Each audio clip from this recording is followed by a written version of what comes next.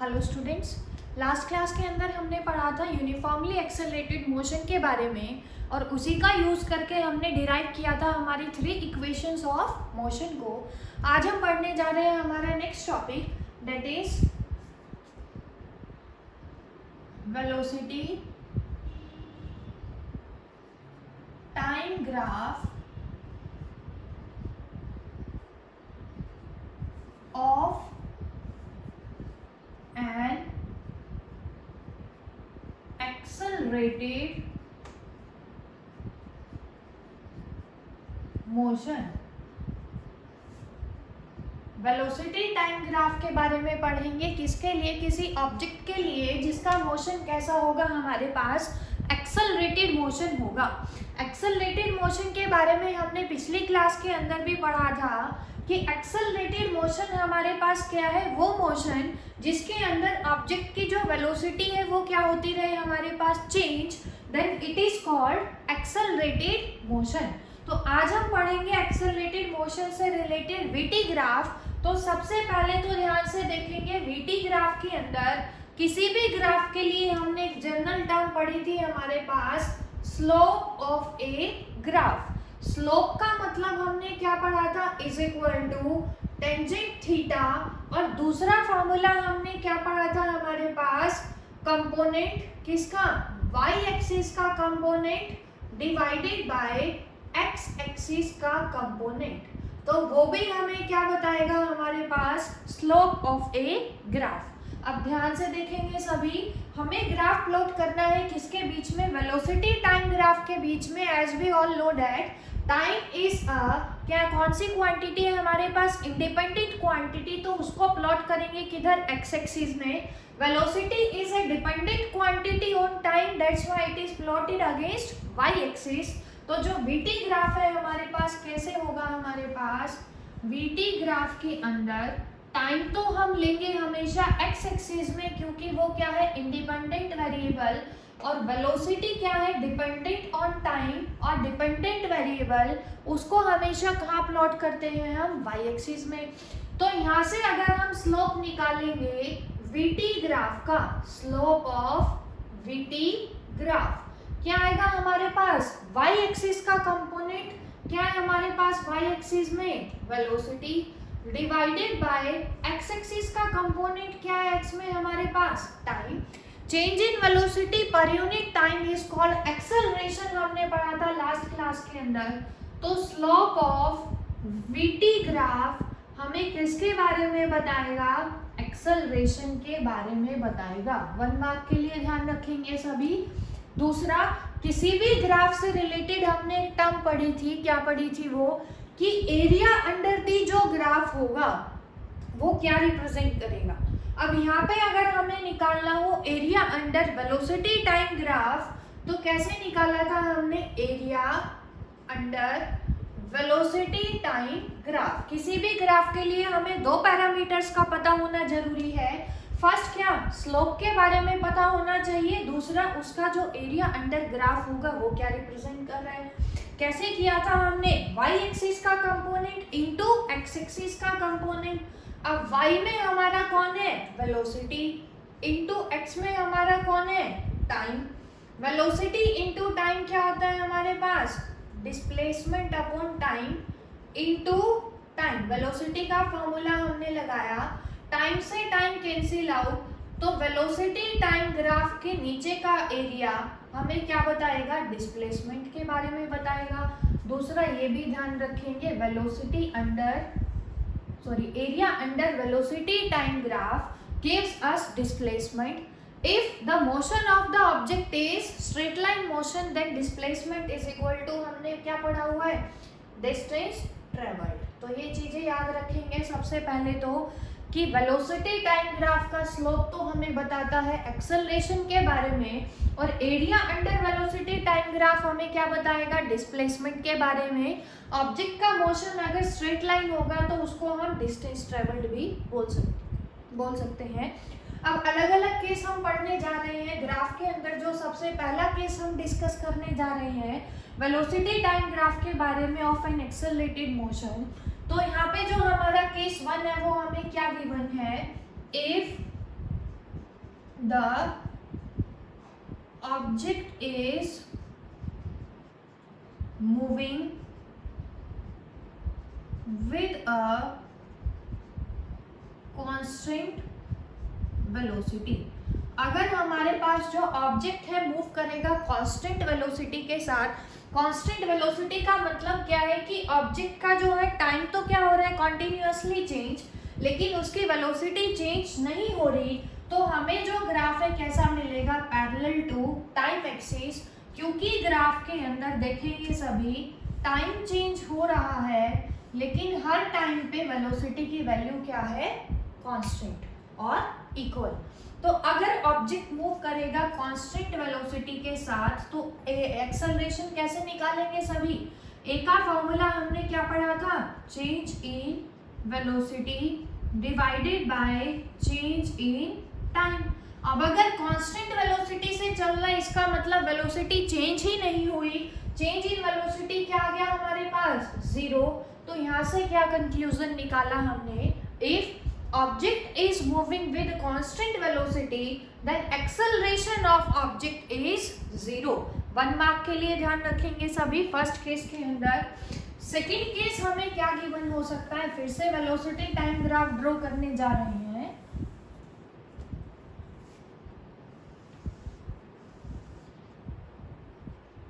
Velocity time, second case क्या है हमारे पास, if the object is moving with constant positive acceleration having zero initial velocity, तो हमारे पास जो है ग्राफ कैसा बनेगा। अभी देखेंगे हमें क्या गिवन है स्टेटमेंट के अंदर कि जो ऑब्जेक्ट है हमारा कांस्टेंट पॉजिटिव एक्सेलरेशन के साथ मूव कर रहा है, इसका मतलब एक्सेलरेशन का फॉर्मूला क्या है हमारे पास, change in velocity upon change in time. Acceleration positive कब आएगी हमारी, अगर वेलोसिटी का चेंज कैसा आएगा, पॉजिटिव। वेलोसिटी का change that is final minus initial positive तभी आएगा अगर टाइम के साथ भी क्या हो रही है, इंक्रीज। तो क्योंकि a is equal to change in velocity final minus initial करेंगे अपॉन टाइम, फाइनल अगर इनिशियल से ज्यादा होगी तभी एक्सेलरेशन कैसी आएगी, पॉजिटिव।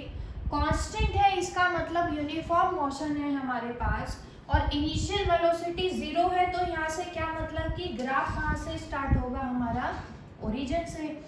कांस्टेंट पॉजिटिव एक्सेलरेशन का मतलब क्या है हमारे पास, ग्राफ कैसा आएगा हमारे पास, straight line passing through origin, क्योंकि और इनिशियल वेलोसिटी कितनी है, जीरो। दूसरा, जैसे जैसे टाइम बढ़ रहा है एक्सेलरेशन भी क्या हो रही है, इंक्रीज। कैसे इंक्रीज हो रही है, पॉजिटिव डायरेक्शन में, इसलिए क्या आया, constant positive acceleration. Similarly case 3 हमारे पास क्या है, यहीं पे कर लेते हैं हम उसको प्लॉट। केस 3, ये तो हमने किया केस 2। केस 3 में हमें क्या गिवन है, if object is moving with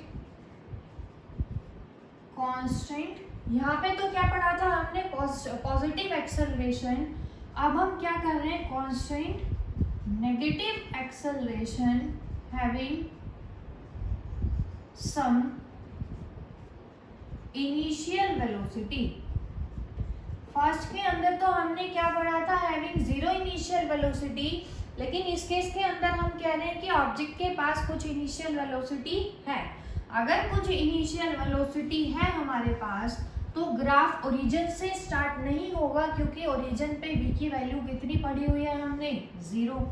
अब कुछ कांस्टेंट इनिशियल वेलोसिटी है, इनिशियल पॉजिटिव वेलोसिटी मान लेते हैं सब, पॉजिटिव इनिशियल वेलोसिटी। तो हमने सपोज किया ऑब्जेक्ट के पास जो इनिशियल वेलोसिटी है, इनिशियल पोजीशन क्या है उसकी, a। अब जो हमारे पास है ऑब्जेक्ट मूव कर रहा है कांस्टेंट नेगेटिव एक्सेलरेशन के साथ। एक्सेलरेशन नेगेटिव कब आएगी? अगर फाइनल वेलोसिटी छोटी होगी। इसका मतलब जैसे जैसे टाइम इंक्रीज हो रहा है वेलोसिटी क्या हो रही है? डिक्रीज। कांस्टेंट है इसलिए ग्राफ कैसा आएगा? एक स्ट्रेट लाइन। तो ये हमारे पास किसका ग्राफ मिल गया हमें? ऑब्जेक्ट मूव करेगा कांस्टेंट नेगेटिव एक्सेलरेशन के साथ, लेकिन उसके पास क्या है? कुछ इनिशियल वेलोसिटी है। अब केस 4 जो हम डिस्कस करने जा रहे हैं, केस 4, इन दोनों में रिवर्स था। एक के पास क्या थी? Constant positive acceleration. दूसरे केस में हमने क्या पढ़ा? Constant negative acceleration. अब केस 4 हम क्या ले रहे हैं? If object is moving with constant positive acceleration having some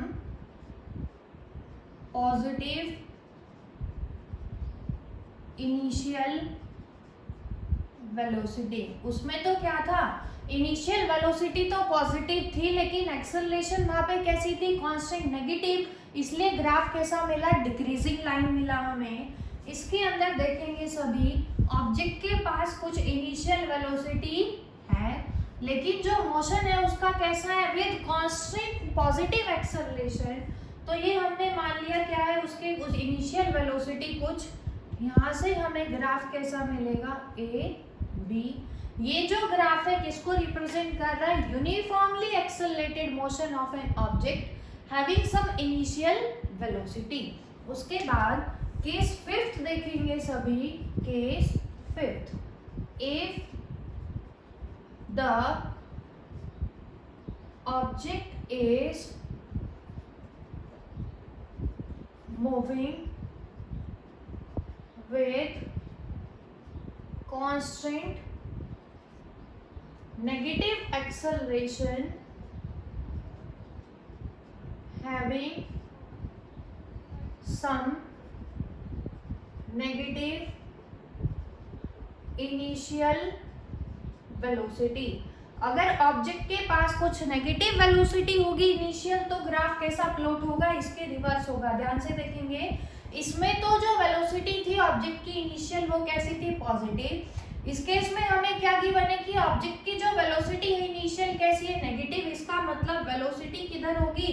negative Y axis में होगी, क्योंकि हमें पता है velocity is A vector quantity and it depends on displacement which can be either positive, negative और जीरो।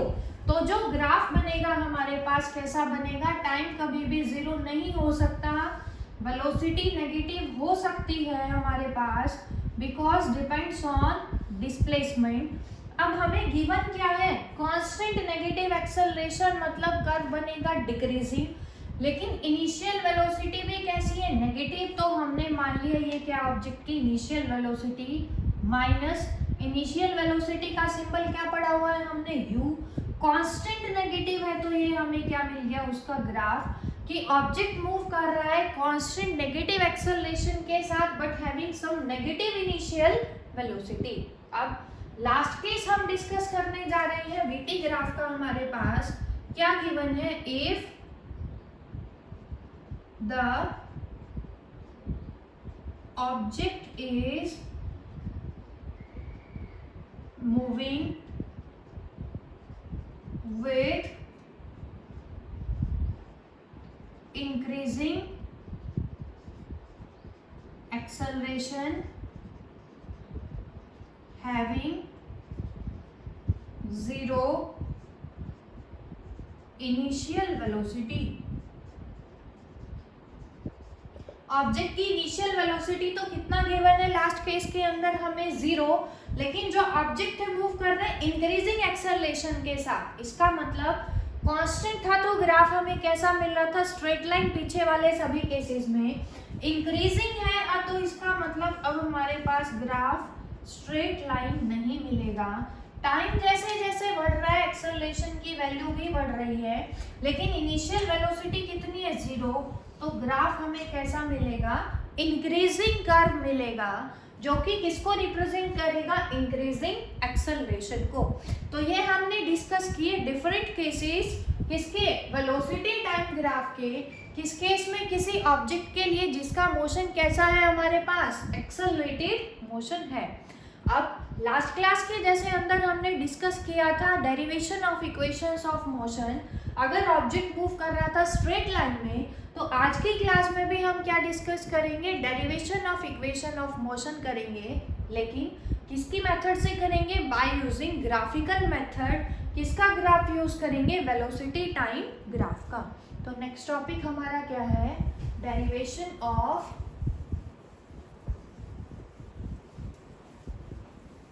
ये डेरिवेशन आप अपनी 9th क्लास में ऑलरेडी पढ़ चुके हैं, ग्राफिकल मेथड वाले।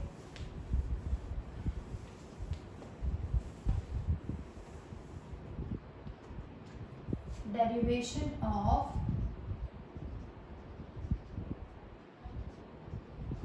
Equations of motion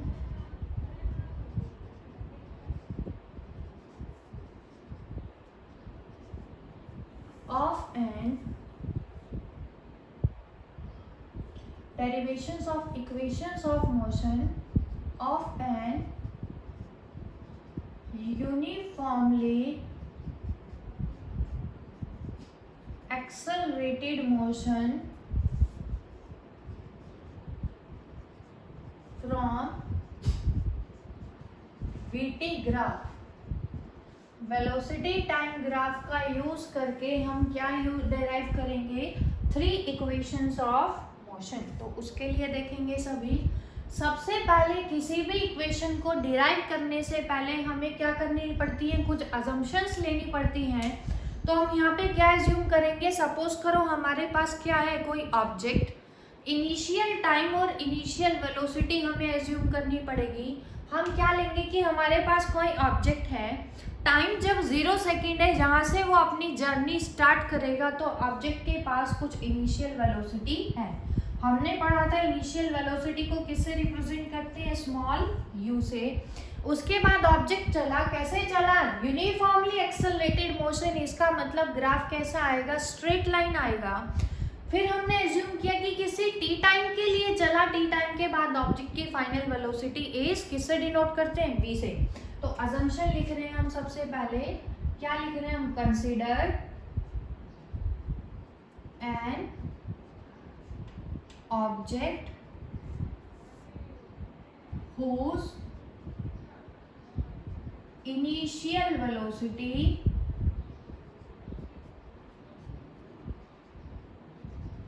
is u when time is 0 second. हमने क्या लिया है, कोई ऑब्जेक्ट जिसकी इनिशियल वेलोसिटी कितनी है, u, जब टाइम कितना है 0 second. Let the velocity of the object is v when time is t second. हमने क्या एज्यूम किया है नेक्स्ट लाइन के अंदर, टाइम जब चेंज हो गए 0 से कितना हो गया, t सेकेंड। तो ऑब्जेक्ट ने मूव किया कितने टाइम तक, t टाइम तक, और t टाइम पे फाइनल वेलोसिटी कितनी है ऑब्जेक्ट की, v। उसके बाद हम क्या ले रहे हैं, let s is the distance travelled by the object in t time. t time में जो ऑब्जेक्ट ने यूनिफॉर्मली एक्सेलरेटेड मोशन किया, तो उसका डिस्टेंस ट्रेवल्ड हमने कितना ले लिया है यहाँ से, s। तो हमें क्या क्या पैरामीटर पता है, टाइम जब 0 है तो वेलोसिटी कितनी है हमारे पास, u। उसके बाद टाइम जब t सेकेंड हुआ तो फाइनल वेलोसिटी कितनी है ऑब्जेक्ट की, v। उसके बाद टोटल डिस्टेंस ट्रेवल्ड कितने टाइम में, t सेकेंड के अंदर ऑब्जेक्ट ने कितना ट्रेवल किया हमारे पास, s। अब vt ग्राफ से हमें ड्रॉ करना है, तो कैसे करेंगे, ये क्या आ गया हमारे पास टाइम, वाई एक्सिस में कौन सा कंपोनेंट लेंगे वेलोसिटी। अब हमने क्या लिया है, जब टाइम 0 है तो ऑब्जेक्ट की इनिशियल वेलोसिटी u, टाइम की वैल्यू 0 कहाँ पे होगी वाई एक्सिस पे। जब टाइम 0 सेकेंड है तो ऑब्जेक्ट के पास क्या है कुछ इनिशियल वेलोसिटी, तो ये हमने क्या ले ली ऑब्जेक्ट की इनिशियल वेलोसिटी। इस पॉइंट को क्या नाम दे दिया हमने a, जहाँ पे टाइम कितना है 0 और वेलोसिटी कितनी है u। अब ऑब्जेक्ट का मोशन कैसा है, यूनिफॉर्मली एक्सेलरेटेड मोशन, तो जो ग्राफ हमें मिलेगा कैसा मिलेगा स्ट्रेट लाइन। हमने क्या एज्यूम किया, ऑब्जेक्ट ने मूव किया कहाँ तक अप टू पॉइंट B, और B पॉइंट पे हमने टाइम की वैल्यू कितनी ली है t सेकेंड। तो इस पॉइंट को हम नाम दे देते हैं पॉइंट C, जहाँ पे टाइम कितना है t सेकेंड। O पे टाइम की वैल्यू कितनी थी हमारे पास 0 सेकेंड। अब इसका यूज करके हमें क्या निकालना है, 3 equations of motion. First equation जैसा हम सब पढ़ चुके हैं 9th क्लास में भी, पिछली क्लास में भी हमने डिराइव की थी। हमारी फर्स्ट इक्वेशन ऑफ मोशन क्या है, v is equal to U plus A T, जो हमें डिराइव करनी है। अब वीटी ग्राफ के लिए या किसी भी ग्राफ के लिए हमने टर्म पढ़ी थी क्या स्लोप। स्लोप हमने क्या पढ़ा था टेंजेंट थीटा। टेंजेंट थीटा हमारे पास क्या था y component by x component. अब वीटी ग्राफ का स्लोप हमने क्या निकाला था एक्सेलरेशन। जैसा कि फर्स्ट इक्वेशन में हमें ऑब्जर्व हो रहा है, फर्स्ट इक्वेशन में हमें कौन सी फिजिकल क्वांटिटी चाहिए एक्सेलरेशन चाहिए, तो इसका मतलब हमें क्या लेना पड़ेगा स्लोप और टेंजेंट थीटा। थीटा हमेशा किसके साथ बनता है हॉरिजॉन्टल के साथ और एक्स एक्सिस के साथ बनता है। तो ऑब्जेक्ट ने अपना मोशन कहाँ से स्टार्ट किया ए से, तो यहाँ पे हमने क्या किया कंस्ट्रक्शन करके एक लाइन ड्रॉ कर दी पैरेलल टू हॉरिजॉन्टल एक्सिस, और हॉरिजॉन्टल एक्सिस हमारी क्या है टाइम एक्सिस। यहाँ से यहाँ तक का टाइम कितना है t minus 0 that is t second, ये क्या है टोटल टाइम। ये क्या है इसके पैरेलल लाइन हमने ड्रॉ की, तो ये भी हमारे पास कितना आ गया t सेकेंड। इस पॉइंट को नाम दे देते हैं पॉइंट D। अब हमने क्या पढ़ा है slope is equal to tangent theta, तो हमने क्या मान लिया ये क्या है हमारे पास एंगल थीटा, जो ग्राफ बना रहा है किसके साथ हॉरिजॉन्टल के साथ। तो यहाँ पे देखेंगे सभी एक्सेलरेशन का फॉर्मूला क्या होता है टेंजेंट थीटा, क्योंकि y बाय x जब करोगे तो क्या आएगा एक्सेलरेशन a, तो क्या आ गया a is equal to tangent theta. हमने अजम्पशन में लिया है कि जब ऑब्जेक्ट v पॉइंट पे पहुंच गया तो उसकी फाइनल वेलोसिटी कितनी है v, तो ये क्या है हमारे पास पूरी इसकी टोटल वेलोसिटी v, और ये कितनी थी वेलोसिटी u। अब एक्सेलरेशन हमें पता है किसके बराबर है टेंजेंट थीटा के बराबर। टेंजेंट थीटा का फॉर्मूला हमने क्या पढ़ा हुआ है परपेंडिकुलर बाय बेस, ये पढ़ा हुआ है हमने। तो क्या आएगा a is equal to perpendicular कौन है इस राइट एंगल ट्रायंगल के अंदर, कौन सी ट्रायंगल लेंगे ट्रायंगल ADB स्लोप निकालने के लिए। तो a क्या आएगा हमारे पास परपेंडिकुलर, परपेंडिकुलर कौन है BD डिवाइडेड बाय बेस कौन है हमारे पास AD। अब BD की वैल्यू हमें नहीं पता, हमें किसकी वैल्यू पता है पूरी BC की वैल्यू, और ये इनिशियल वेलोसिटी u है अगर हमारे पास, तो ये इसके पैरेलल है, ये भी कितनी होगी u। तो BD को यहाँ से कैसे कैलकुलेट करेंगे, BD को क्या लिख सकते हैं BC में से अगर मैं DC घटा दूं BC माइनस DC, तो क्या बचेगा हमारे पास BD इज अपॉन AD। अब BD की वैल्यू यहाँ से क्या आएगी BC किसके बराबर है पूरा V, DC किसके बराबर है U डिवाइडेड बाय AD किसके बराबर T। तो यहाँ से BD की वैल्यू हमें मिल गई V माइनस U। तो यहाँ से क्या आ गया A is equal to V minus U upon T, इसको मान लेंगे इक्वेशन नंबर 1, और V is equal to U plus AT। कैसे किया हमने, टाइम को क्रॉस मल्टीप्लाई करवा दिया, u को लेफ्ट हैंड साइड में लेके जाकर क्या हो जाएगा ऐड, तो हमें यहाँ से क्या मिलेगी हमारी first equation of motion that is v is equal to u plus at। अब हमें क्या निकालनी है, सेकेंड इक्वेशन प्रूव करनी है।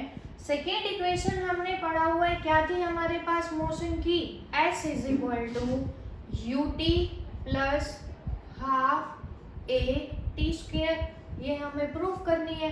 तो सेकेंड इक्वेशन में यहाँ पे जो s है क्या बता रहे, total distance travelled. Straight line motion के अंदर डिस्टेंस किसके बराबर पढ़ा था हमने, डिस्प्लेसमेंट के बराबर पढ़ा था।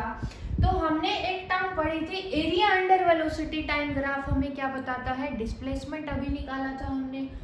तो यहाँ पे जो टोटल डिस्टेंस s है हमारे पास वो क्या होगा, एरिया, कौन सा एरिया, इस ग्राफ के अंदर टोटल एरिया कितना है हमारे पास, A B D C O, ये जितना भी टोटल एरिया है ये क्या है हमारे पास, एरिया अंडर दी ग्राफ। कैसे लिखेंगे, area O A B D C, पूरा ध्यान से देखेंगे, O A B D C O,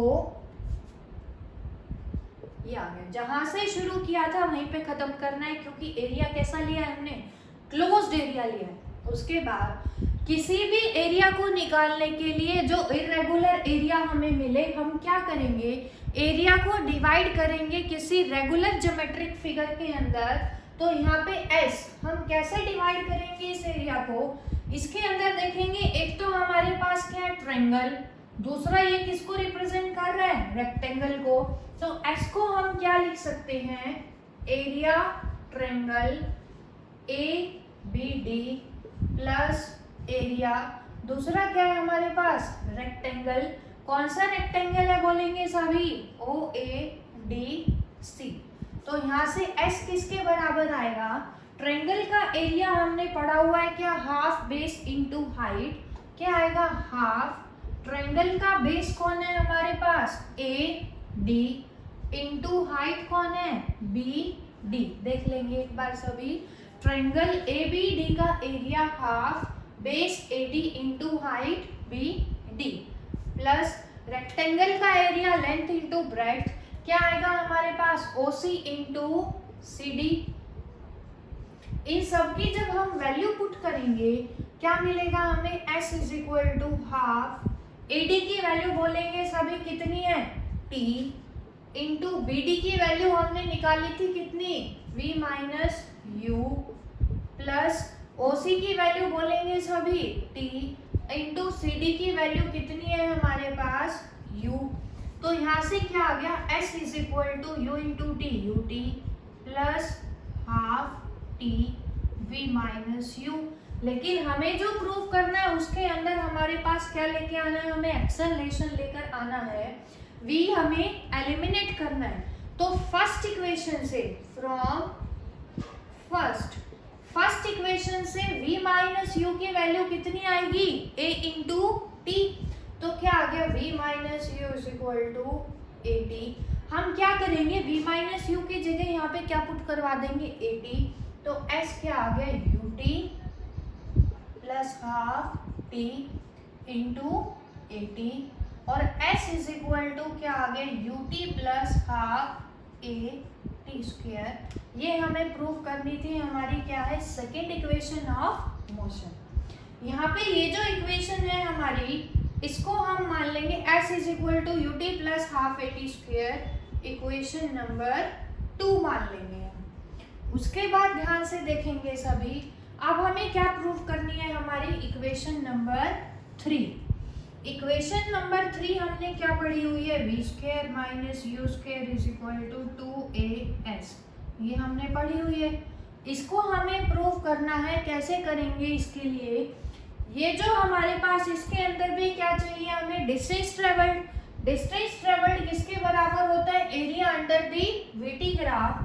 तो क्या लिखेंगे हम, s is equal to area. इस अरेंजमेंट को ध्यान से देखेंगे, ज्योमेट्रिक फिगर को ध्यान से देखेंगे। ये जो फिगर है किसको रिप्रेजेंट कर रही है, ट्रेपेजियम को, जैसा कि आप मैथ्स में पढ़ चुके हैं। तो क्या आएगा हमारे पास एरिया ट्रेपीजियम। डिस्टेंस को ही उसी को दूसरी फॉर्म में लिख रहे हैं in the form of trapezium. तो S is equal to area trapezium कौन है हमारे पास, OABDC। ये क्या है हमारे पास, ट्रेपीजियम।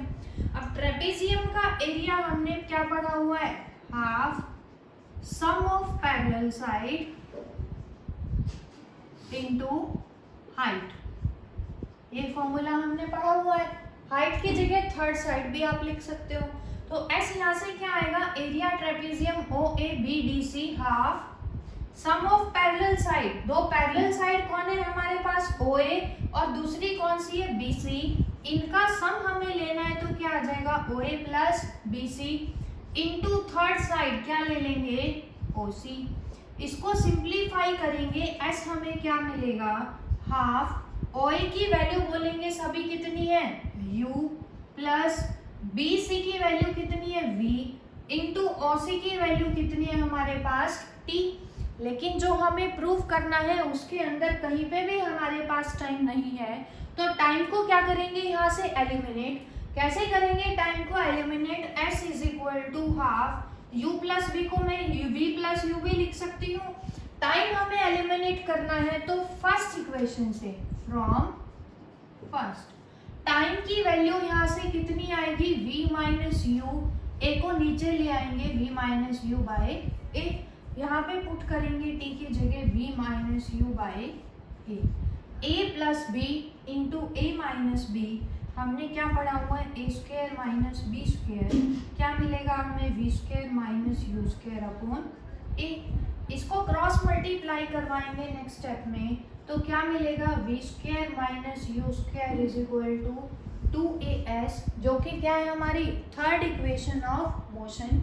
2A को हमने उधर क्रॉस मल्टीप्लाई करवाया है, तो ये क्या आ गई हमारे पास थर्ड इक्वेशन ऑफ मोशन। तो आज की क्लास में हमने क्या पढ़ा है कि वेलोसिटी टाइम ग्राफ पढ़ा हमने, एक तो किसके लिए, accelerated motion of an object, दूसरा वेलोसिटी टाइम ग्राफ का यूज करके ही हमने क्या किया, थ्री इक्वेशंस ऑफ मोशन को डिराइव किया। इस वीडियो को अच्छी तरह से देखेंगे आप, कंप्लीट वीडियो देखें सभी बच्चे। उसके बाद नेक्स्ट क्लास के अंदर हम क्या डिस्कस करेंगे, हमारा एक इम्पॉर्टेंट टॉपिक जो आपका बेसिक है, हमें आगे ज़रूरत पड़ेगी, डिफरेंशिएशन एंड इंटीग्रेशन। तो उसके लिए आगे के वीडियो में देखें सभी और चैनल को सब्सक्राइब करें। Thank you very much.